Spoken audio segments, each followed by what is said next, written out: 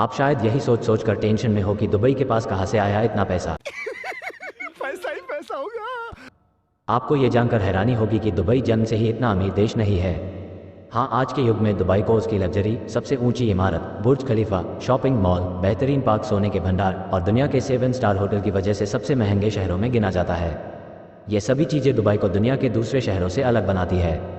वहीं इस बीच लोगों के मन में सवाल पैदा होता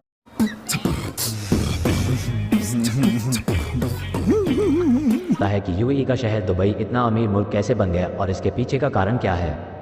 चलिए जाते हैं दुबई की अमीरी के राज। दुबई ऐसे बना अमीर।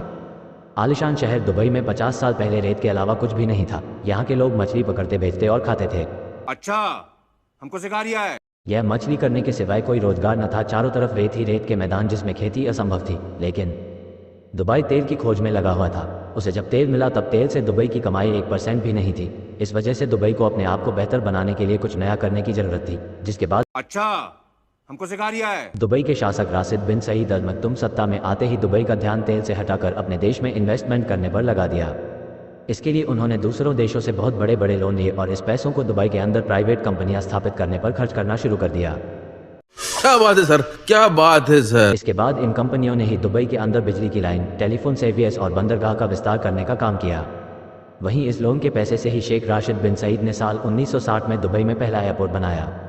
वहीं साल 1985 में दुबई ने अपना पहला मुक्त क्षेत्र फ्री जोन स्थापित किया। इस फ्री जोन का नाम जाफजा यानी जेबेल अली फ्री जोन रखा गया है।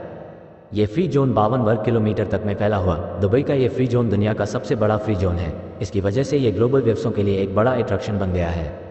ये ग्लोबल बिजनेस आज पूरी यूएई के 29 फ्री जोन सेक्टर का लाभ उठा रहे हैं, जो टैक्स में छूट, कस्टम ड्यूटी के लाभ और विदेशी मालिकों के लिए प्रतिबंधों की कमी की पेशकश करते हैं।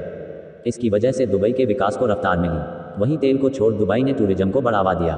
साथ ही तेल की मिलने के बाद दुबई ने वो पैसा भी टूरिज्म पर लगा दिया और दुबई तेजी विकास करने लगा। वहीं विकास में तेजी आते दुबई को मजदूरों की कमी हुई, जिसके बाद दुबई ने मजदूरों की संख्या बढ़ाने के लिए भारत, पाकिस्तान, नेपाल और बांग्लादेश जैसे देशों से लोगों को लाना शुरू कर दिया, जिसकी वजह से दुबई का मैन पावर बढ़ा। दुबई ने दुनिया भर के लोगों को लुभाने के लिए अपने यहाँ टैक्स फ्री इनकम का सिस्टम भी शुरू किया। इसका नतीजा ये हुआ कि ज़्यादा कमाई के लिए दुनिया भर के डॉक्टर्स, इंजीनियर, आर्किटेक्ट और बिजनेसमैन अपने देशों की नागरिकता छोड़कर दुबई में शिफ्ट होना शुरू हो गए।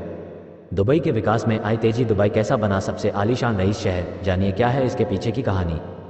वहीं 2006 में जब शेख मोहम्मद बिन राशिद अल मक्तूम यहाँ के शासक बने तो यह रफ्तार और भी कई गुना तेज हो गया। दुनिया की सबसे ऊंची इमारत बुर्ज खलीफा, दुनिया का सबसे बड़ा मॉल दुबई मॉल, दुनिया का सबसे बड़ा जुमेराह आइलैंड और दुनिया का सबसे बड़ा फ्लावर गार्डन मिरेकल गार्डन, यह सब चीजें शेख मोहम्मद के दौरान ही बनाई गई है और आज उनके शासन में दुबई एक ऐसा शहर बन चुका है जहां का क्राइम रेट 0% है।